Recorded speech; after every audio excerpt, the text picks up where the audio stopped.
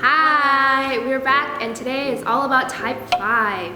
We are officially now in the thinking triad. The spiritual sin of type 5 is greed, but not purely in the materialistic sense. It's really more a greed for time and energy.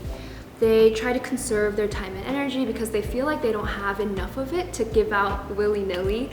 and greed also describes the way that type 5s try to substitute things like relational and emotional support with a lot of information and knowledge and facts. Like they arm themselves with that. Type 5s as children usually either had parents who were way too helicopter and emotionally intrusive, or they had parents who were not really emotionally there at all. So the solution to either of those situations for them was to withdraw into the safety of their own minds and just arm themselves, as Sophie said, with knowledge.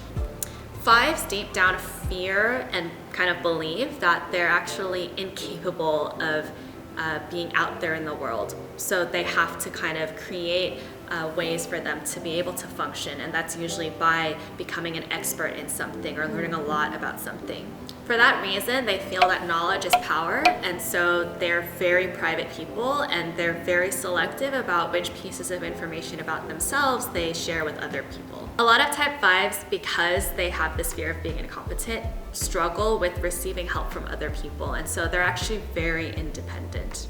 We have officially moved on to the fear triad, also known as the thinking triad. And this triad is all about what goes on in the head.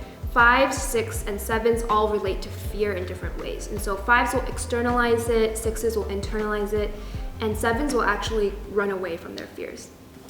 As part of the thinking triad, 5s inhabit the headspace and are therefore usually the most objective type on the Enneagram.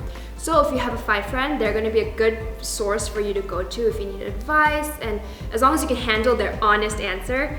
The flip side is that they often struggle to figure out what they're feeling since they're such thinkers. Stressed out 5s will actually disintegrate to the negative side of 7, where they become really scatterbrained and disorganized, and they might have difficulty actually thinking through objectively the consequences of their actions.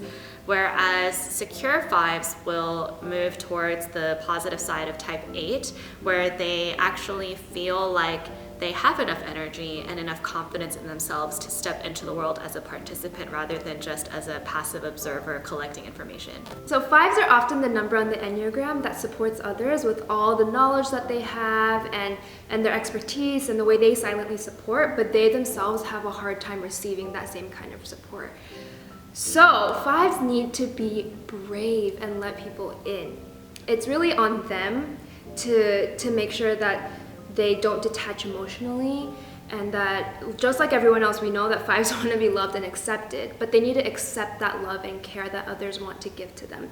And they have to realize that their needs are not a problem, and that having needs doesn't inherently make them incompetent, and it's actually a very normal thing as a human being to crave love and care. So that's all we have for type 5s. Thank you for watching. If you like this video, please give it a thumbs up as usual. Subscribe to Sophie's channel and look forward to our next video in the fear triad with type 6. Yay! Bye!